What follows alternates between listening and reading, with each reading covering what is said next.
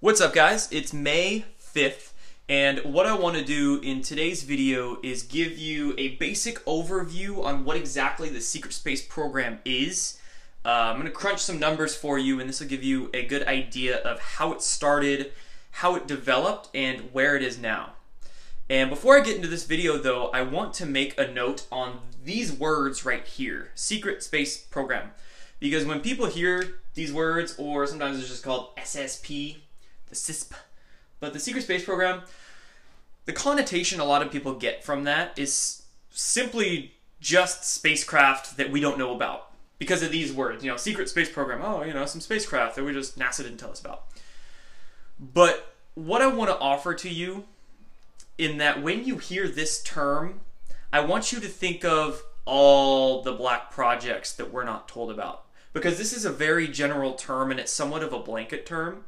Because, of course, very well, there are a lot of spaceships that we aren't told about. And we can research those and find plenty of information on that. So there very well is stuff above our heads that are secret. But there's also a lot of stuff underground that's secret. And if you've never heard of the name Phil Schneider, look him up and just get a general idea of what he did. He was murdered in 1994, I believe, for blowing the whistle. But before his murder, what he was doing was, again, blowing the whistle on his involvement in creating what's called DUMBs, D-U-M-Bs, or Deep Underground Military Bases. And these DUMBs are essentially all over America, if not all over the world. And they are huge bases created underground. And they go stories and stories and stories down.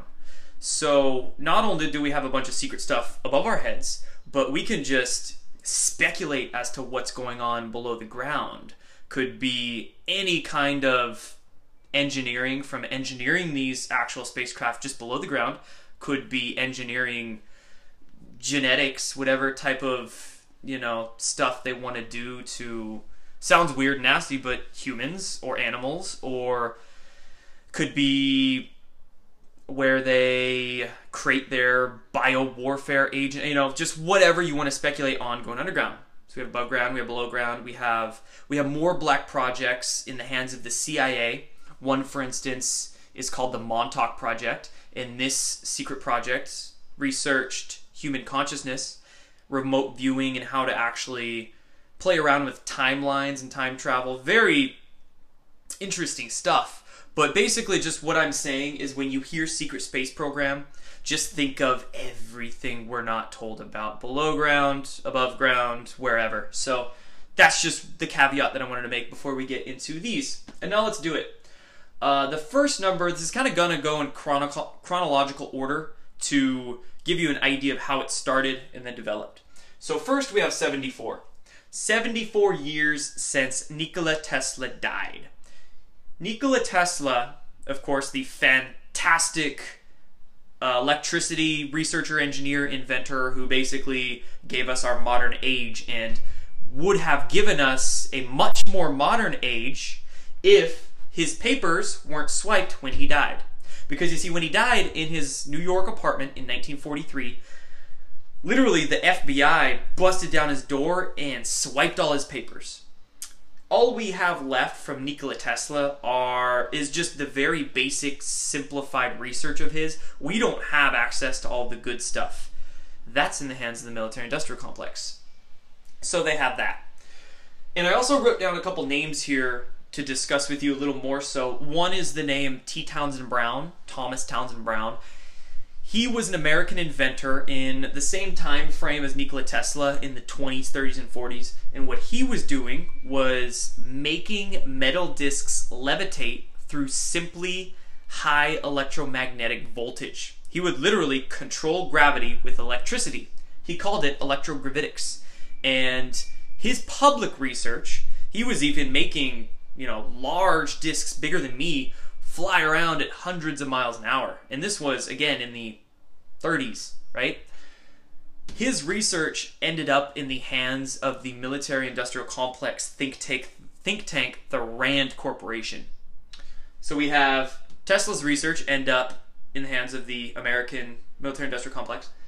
We also have Thomas Townsend Brown's work ending up in the hands of the same people. And then I wrote down one more name here, and this is named Victor Schauberger.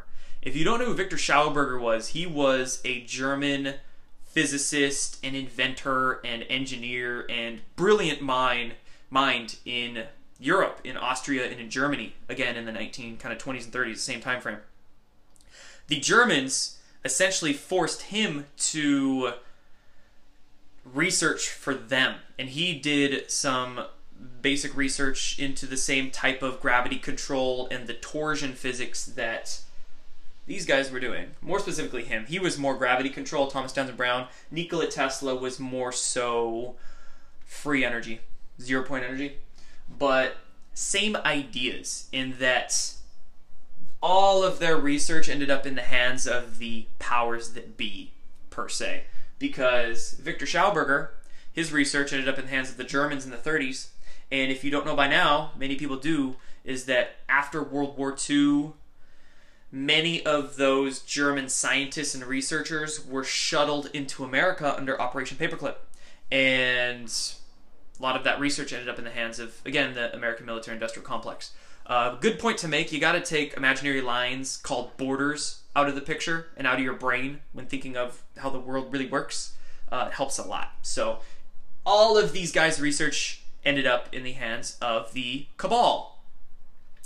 And it's been that way for decades, more than 74 years, because this is just since when Nikola Tesla died. 20s and 30s, so we could easily say 100 years that the powers that be, and soon to be were, if not already were, had all this fun science. Next number, 70. 70 years since Roswell.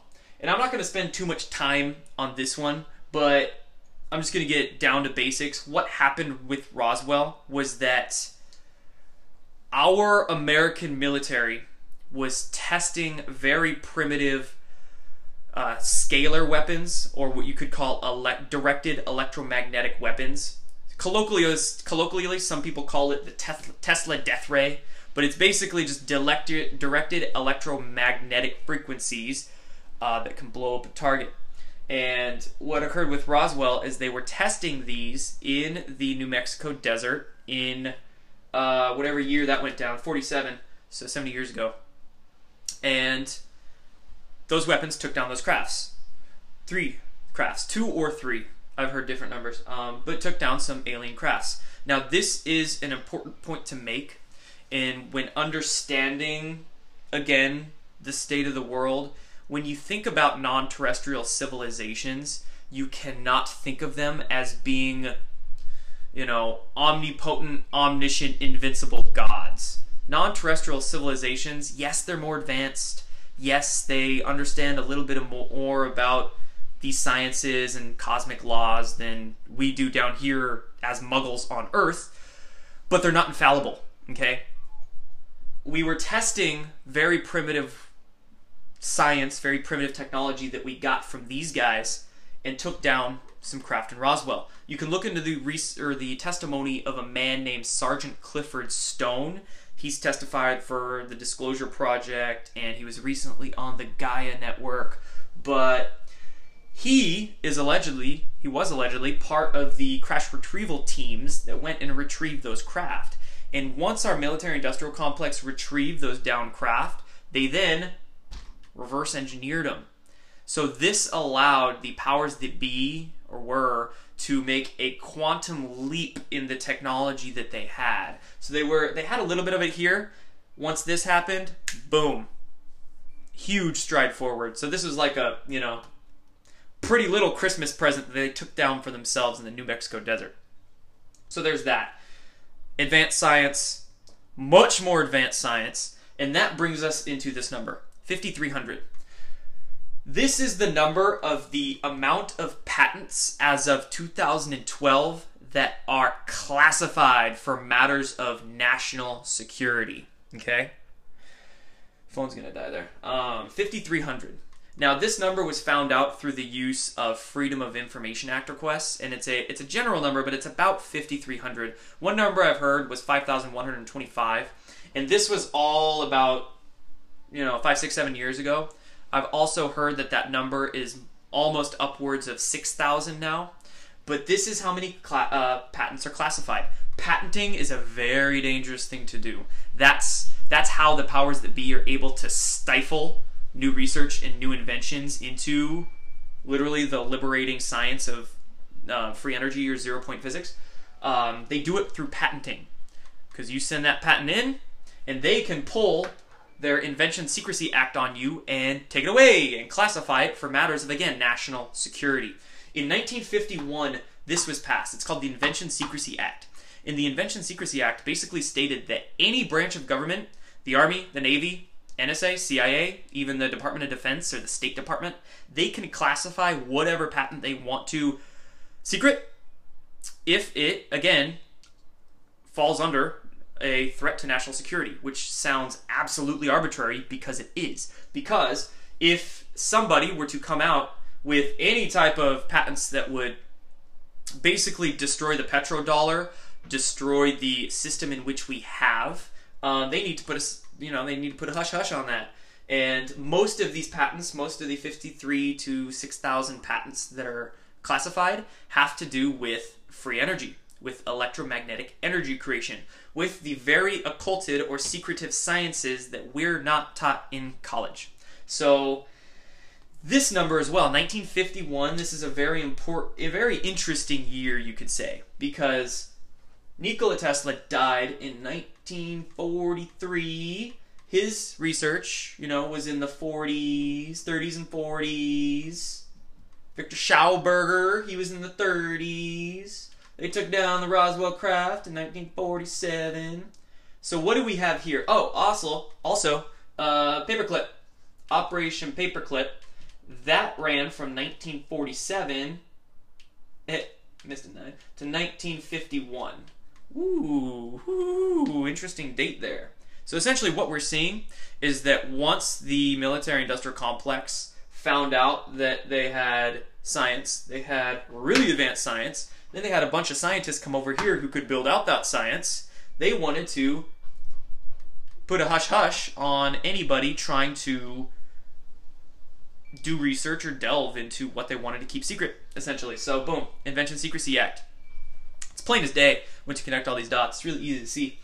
And then our last little number here, our tiny little number of 10 trillion. 10 trillion, as you can see here, dollars missing from the Pentagon.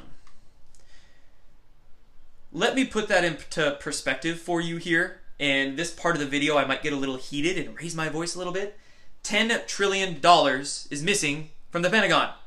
That's $300,000 for every man, woman, and child in America has been basically swiped, stolen, is missing from the Pentagon.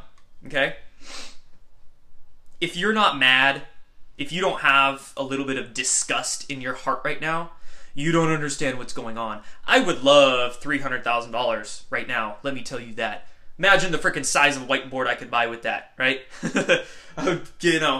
I would put that to very good use, you should say. $10 trillion. You see on, check this date out. Check this date.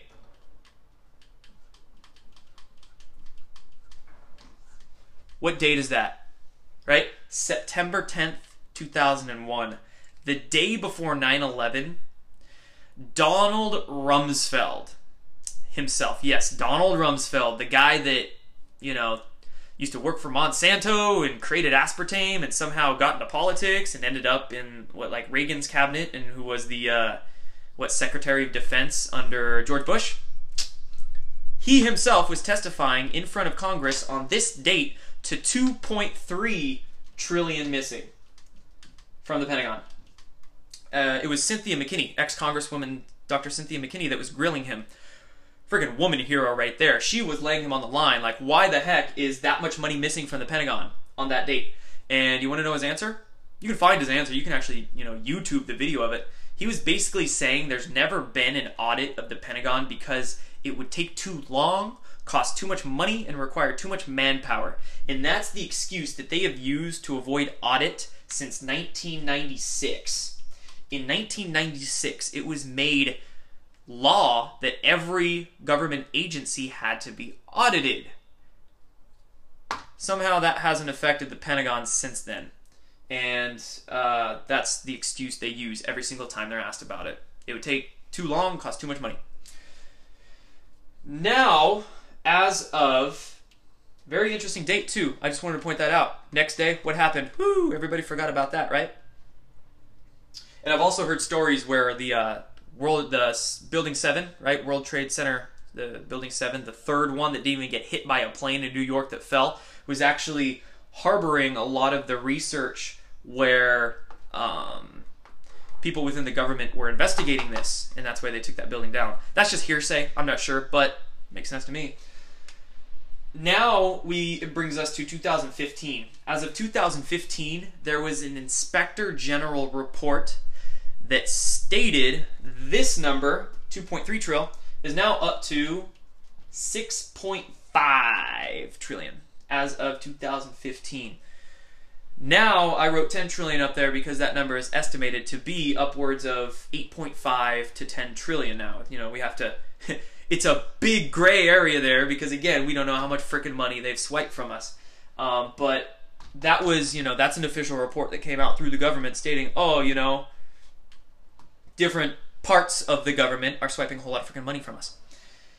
And last point to note here, before we get into putting all these numbers together, 10 trillion just from the Pentagon, okay? There was an article that came out about a month ago that showed Ben Carson, the politician that's in Trump's cabinet right now. He actually audited the Agency of Housing and Urban Development, the HUD, and he found 500 billion missing just through that, right? So we're talking just public records with these numbers. 10 trillion from the Pentagon, 500 billion from the, you know, the HUD there. I've heard stories about how at the end of every fiscal year, there's tax money in various county, city, state agencies that just kind of goes missing, you know? I've heard stories of that. So that's just all the public money. We could say 10 trillion. I wouldn't be surprised if this was actually more like $15 trillion. And then you add in the black market. You add in the gun running, drug running, human trafficking, organ trafficking, all that deep, dark, dirty stuff that fills the cabal's pocketbooks even more so. So we could literally, shoot, I wouldn't even doubt if this was 20 trillion or just some absurd number, right? People are always complaining, oh, the country's in debt. No, you idiot, we're, you know, letting a bunch of people get in power that are robbing us. So that's the point I want to make. There is a frick ton of money that we don't have, that we should have, but we don't have. And what is that going to? Well, pretty much the most logical conclusion is that all of this money is going right here. So let's recap. About 100 years ago, the powers that be get some really freaking cool science in their hands through these guys. And there's more. You know, there's probably more researchers they have. These are just a lot of the popular ones that you can look up. So about 100 years ago, they get a lot of advanced research. About 70 years ago, they take that research and they were able to shoot themselves down a nice little present in the desert near Roswell. And they were able to reverse engineer that and get some really cool technology. Once they found out the breadth of this, how important all of this was to keep secret, boom, they kept it secret as of that year, and they've thus classified a lot of patents. A lot of patents.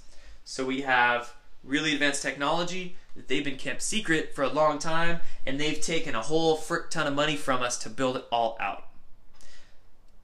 Build out spacecraft, build out giant bases underground, do research and do a whole lot of black projects with a lot of really cool science, but they don't tell us about it.